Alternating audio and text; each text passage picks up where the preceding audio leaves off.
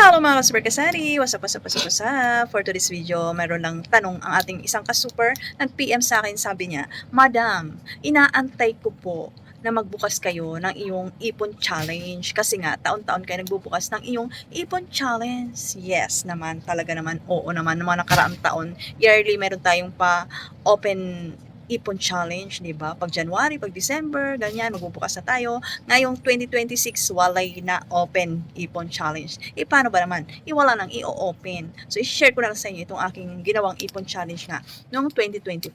Ito ay 100 pieces envelope challenge. So, pwede ka maglagay dito ng 1,000, 500, 100, 50. So, ang ginawa ko nga dito, yung mga bago, iniipon ko. So, nakapag-ipon-ipon naman, yun nga lang, siyempre, humina nga ang ating benta, nag-iba nga ang sistema, dami ng kalaban, dumating si Dali, kaya ayun, nadali. Nadali na tayo ni Dali, pati yung ating ipon challenge, nadali na din. So, ipapakita ko sa inyo. So, ito yung aking 1,000 ipon challenge. So, pag binuksan natin ngayon, ito na siya. Walay na laman, oh. Kaya wala talaga kayong maabangan sa akin kasi nga, nagamit na yung mga, wala tayong pang cash out, kulang ang pambayad sa mga bills. So, dito natin kinukuha. So, walay na tayo talaga. So, dito naman, 500. Walay na din, oh. Walay na. So, ito naman ay, 100. Meron pa, 100. Ayan. Oh, yan. Wait lang, Memeng. Huwag ka dumaan. Ito pa. Aba, marami-rami pa. Ay, yan. Hanggang dyan lang. Hindi na nadagdagan. Yan. Yan. Ang mga bago lahat yan. So, ito pa, 50s naman.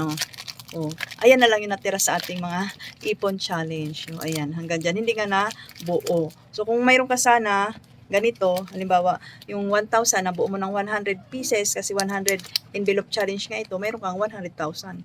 Diba? Ang laki din yun. Kaso, walay nga. Nagamit nga. Kaya kung kayo, nag-iipon kayo, malakas ang tindahan nyo, sinasabi ko sa inyo, pag malakas ang tindahan, sabay nyo ng pag-iipon. So, bumili kayo nito, ilalagay ko na lang dyan yung link nito. 100 pieces envelope challenge.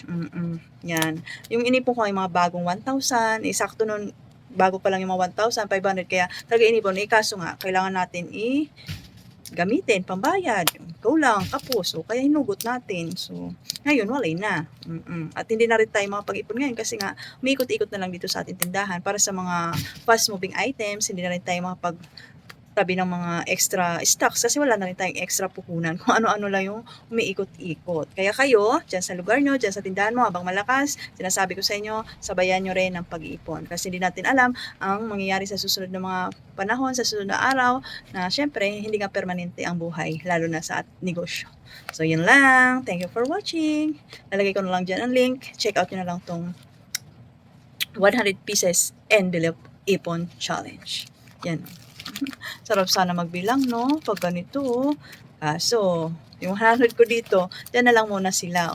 Kasi hindi pa naman natin kailangan. Yung mga 1,500, yun ang talagang unang naubos kasi kailangan ng kailangan. Ganda nito, no? Ang dami ko pang talagang binili. Chinek out. Year 2025 yon. Umpisa mag-ipon ngayon 2026 na hindi pa rin na ibabalik, hindi na umpisahan ulit. Baka next year lagyan ko rin to, inshallah. Siya, yung lang, bye.